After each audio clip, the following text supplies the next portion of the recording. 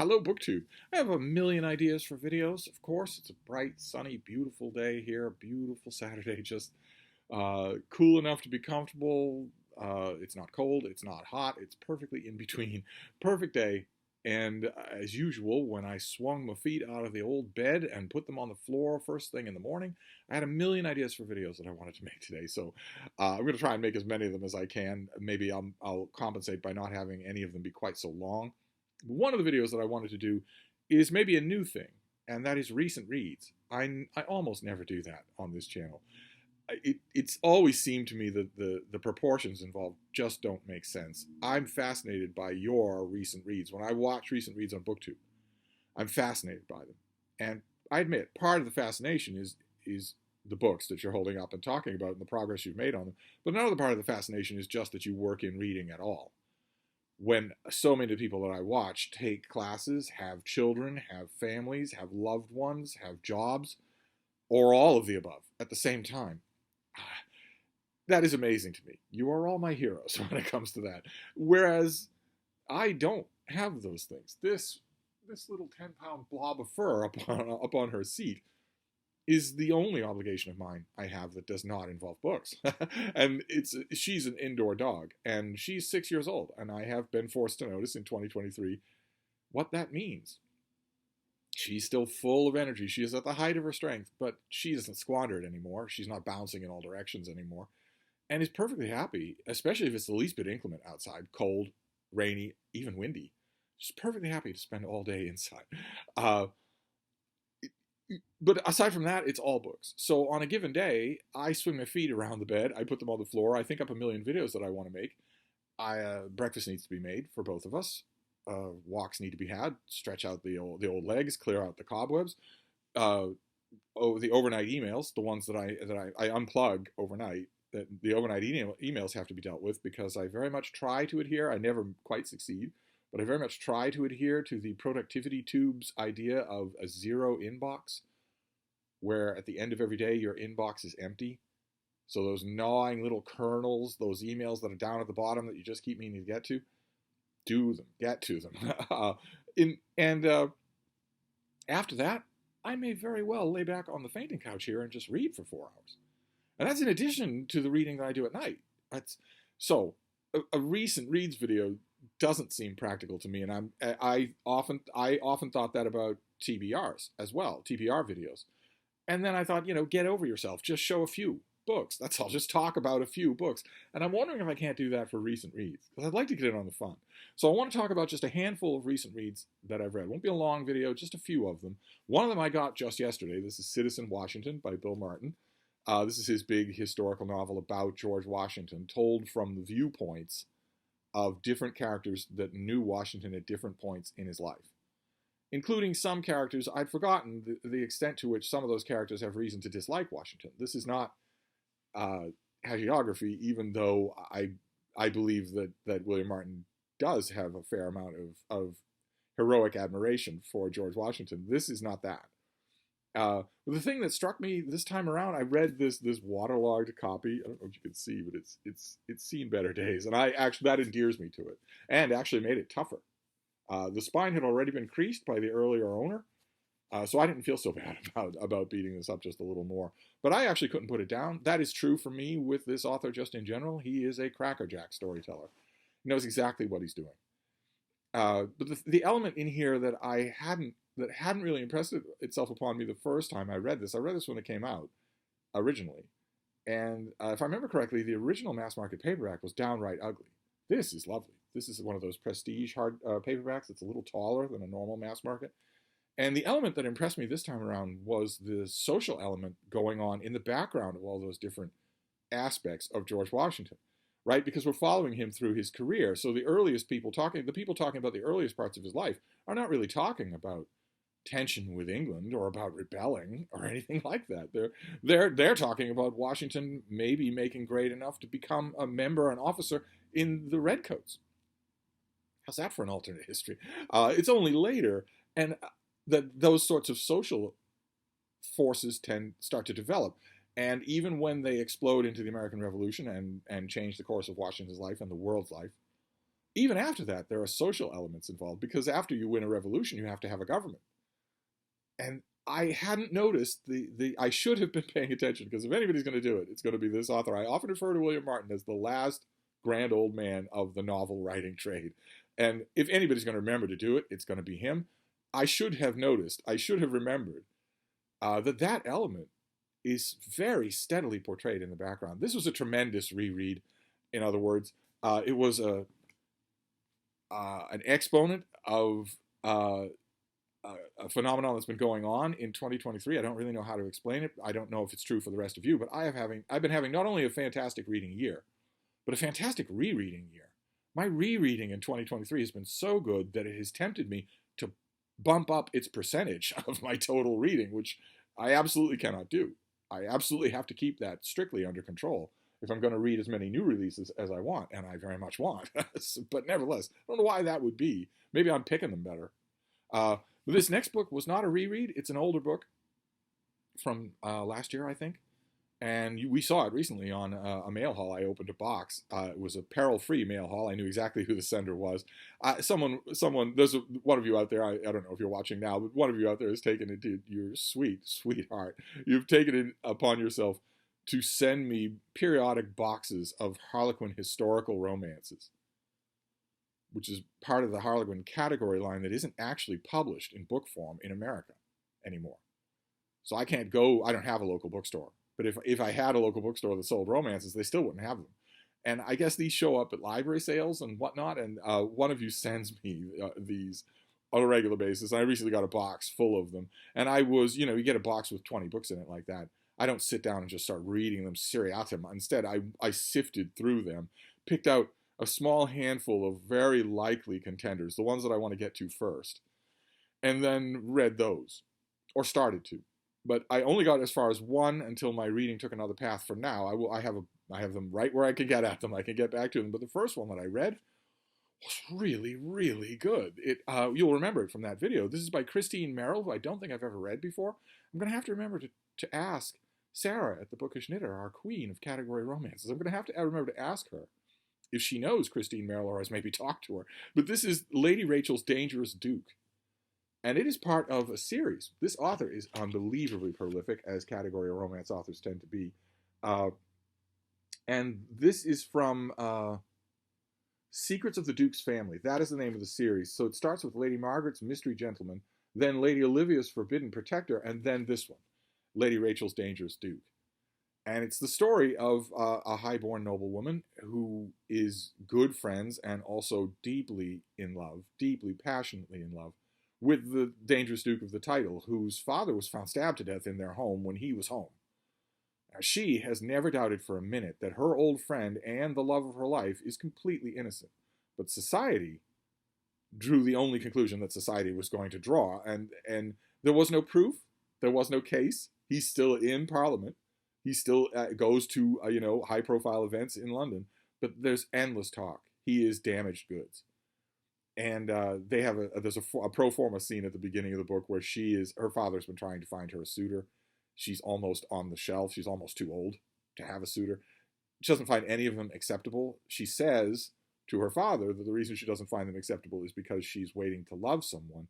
But we know the reason right away is that they're not him. They're not her dangerous Duke. He is the one love of her life. And she has just made her peace with the fact that not only is that true, but that it will never happen. Because he's totally socially unacceptable. She'd be ruining herself and her family if she affianced herself to him. But so at the beginning of the book, a suitor is on bended knee in front of her, and secluded from a party that's going on in a little private nook, and she says no. In fact, the first word of the book is no. She refuses him. Now I'm sorry, and right away I noticed that this author has an ability for concision. You need that in category romances. If you don't have it, the Harlequin editors will help you to find it. Let's just put it that way. You cannot waste time in a category romance. But there's an art to concision. It can be done poorly. I just read a mystery novel where it was done very poorly. Or it can be done really well. It's done really well in this novel. And if you, in addition to that burden of category-demanded concision, can also be witty, got a reader in me. I very much now want the previous 2 volumes. I'm wondering if they're in the massive collection of historicals that have come from this particular sender, and that maybe I just skipped them, like I have a lot of the ones that were in this box. Maybe I just haven't got to them. But when the suitor is on bended knee and says, well, I don't understand why you're saying no. Your father favors my suit very highly. She says, well, maybe you should marry him. And that suitor stands up and dusts himself off, and his pride is offended, and they're alone. And he tells her, well, if you were discovered with me now, you would have to accept my proposal, which is true. And I mark that only because modern Regency romances, even the ones in categories that are the closest to my beloved old signet Regency romances, never stick to what's historically accurate. Never. That is true. And she realizes right away the danger that she's in. And then we hear a silky, soft, dangerous voice from the shadows, and it's her dangerous duke threatening that nobleman, who quickly beats retreat because he believes what all the rest of society believes, that this guy is a killer. At least once, there's another dead body, a mysterious dead body in his path. And when we learn that, I think it's in chapter 2 or 3 that we learn that in addition to his dead father, there's also someone else who turned up suspiciously dead in his past. Experienced readers are going to know a whole bunch of things. They're going to know 2 things especially.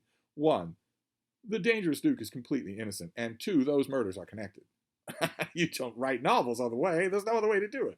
I loved this. Absolutely loved it. I wasn't halfway through before I was just unabashedly rooting for these 2 characters to win out. And of course, given the plot, there's only one way that they can. Unless you're going to be unless they're both going to move to Tahiti, there's only one way that they can win out, and that is for his name to be cleared. And she's going to help with that, and she does. Delightful. Absolutely delightful. I loved it. Then we have a reread. I haven't dug into this yet, but I am a biddable creature, and I'm also a superstitious bog-trotting Irishman. So if the fates put something in my path, I don't feel that it's wise to ignore that. And the Bean and I were out on a walk. We go, if it's not freezing cold or boiling hot, we go on walks all the time whenever she wants to, which she wants to less and less. I'm trying not to let that make me wistful. We went on a dog walk. We passed one of those little free libraries, and I found a book, a brand new hardcover, or a new condition hardcover book that came out a few years ago, 2019 or 2020 or something like that. I got an advance copy on this channel. I got the finished copy on this channel. I reviewed it for the Christian Science Monitor, and I kept the finished copy on my shelf forever and ever, and then just recently sent it away. Sent it to one of you, and thought, well, I remember it really well. I think I still have the advance copy somewhere flopping around, so it's not any big deal. Maybe I thought the Brattle will provide. I certainly didn't think a little free library would provide, but it did. This is Philip Lopate. This is The Glorious American Essay. Volume 1. Oh, I just noticed it has some schmutz on it. Maybe it was in that little free library for a long time. No one wanting a big essay collection. I, of course, jumped at this. Originally, when I saw it in a publisher listing, I jumped at it because this author did an anthology called The Art of the Personal Essay about 30 years ago that is great. It's one of the great anthologies in American literary history. And it was about essays. And here he did a trilogy. Now, I have my bones to pick with that trilogy. The Glorious Essay was first, then there were 2 others. And the publisher brought the other 2 others out in paperback originals. Different size paperback originals. So there is no 3 hardcovers of this trilogy. And the 3 paperbacks are different sizes. It would be, some of you would be bothered by that a lot more than I was. But even I was bothered by that. But this was fantastic. Just fantastic. And when I saw it free, sitting there in a little free library with the Bean and I passing right by, I not only knew I had to take it, I knew I had to reread it. And that's fine by me. I'm due for a reread. It's the neat thing about anthologies like this. I read it front to back when I was reading it for review, because this is kind of chronological, and I thought maybe that was on the editor's mind, and maybe that would be an active part of the critical consideration of the book. But I've given my critical consideration of the book. I don't have to worry about that anymore. So now I will read it in a different way. I might read it backwards, or I might jump all around, totally at random. And that'll be a lot of fun. It'll essentially make the book new. And then actual new releases, just 2 that just to wrap this up. We have this, which we saw in this channel, Deceit by Yuri Felsen. This is a 1930 novel by a Russian emigre. Told in diary format, and it's the main character is pretty much the author, Probably the people in the narrative are pretty much fictionalized versions of people that he knew. There's a doomed love affair. I thought it was wonderful, absolutely wonderful. I of course hate the cover, but I loved the book, absolutely loved the book. This is our author when he was a younger man. When he was a little bit older than that, he was deported to Auschwitz. And you already know the story, right, of Auschwitz. You got off the car, you could barely walk, you were badly dehydrated, you'd already had the humiliation of crapping in the corner where all your neighbors could see you do it. Probably hadn't had any drink or water. You stagger off that car down a ramp at Auschwitz, and there's a left side line and a right side line. Decisions are made immediately. Auschwitz was a death camp. It was a camp where you were worked to death. So you had to be healthy. Camp didn't want any dead weight. So people got down that ramp, mothers got down that ramp and had their children torn away from them because they were hale and healthy, but the children were useless. Children were going to be killed. And at the bottom of that ramp, any illusions you might have had on that train ride were gone. You knew what was going to happen. You knew you were never going to see your kid again. You knew that in an hour they were going to be dead. But also the old, the infirm, if you'd had flu, hell, if you'd been weakened by the train ride, if you looked at all like you would be a burden, like you would be a useless eater, then you went to one side of that division instead of the other. And Yuri Felsen, the writer going under the name of Yuri Felsen, when he registered himself as a man of letters. He'd had an active literary career, a highly praised literary career. But when he was walking down that ramp, he was walking with a stoop and a little bit of a shuffle. And with a wave of a hand, not even a word, he was sent to the wrong aisle and killed. Tossed into a heap. With 20, 30, 40 years of literary creation in front of him that we'll never see, that will never happen. And that's an amazing story, and this was tremendous. I thought this was an amazing book. Very happy to have read it. Very happy. And then we'll finish out with a bit of a disappointment. This is Bright and Deadly Things by Lexi Elliott. This is the story of a Tony exclusive retreat in the mountains that people go to, and the writer had obviously gone to this retreat in real life and thought this would make a great setting for a murder mystery. And that's what this is. That's what this novel is. And I make extra allowances for thrillers, but this really didn't do much for me at all. I got halfway into the thing. I was dedicated to moving on. I wanted to know if there would be any kind of a trick ending. Considering that most contemporary writers can't even write any kind of ending, a trick ending seemed totally out of consideration. And I won't spoil whether or not it was, but halfway through the book, the thought kept coming back to me over and over again that when you're writing a novel of any kind, the very last thing you want to keep cropping up in the reader's mind is a version of you saying, like, you really had to be there. No. I don't care how location-based your novel is. If as a novelist you end up saying, well, you really had to be there, you have failed. You have failed. Your point, your purpose as a novelist is to bring me there. And this never did it for me. It didn't work at all. I'd be curious to know if it's worked for one of you. I'd be curious to know how and to what degree. But anyway, that is a recent reads video, just a tiny handful of books. I just wanted to see how it would work and whether or not you might be interested. But I'm gonna wrap this up, and maybe I'll try this next week and see, maybe a few more books. But anyway, I'm gonna wrap this up, and I will see you soon. Thank you, BookTube.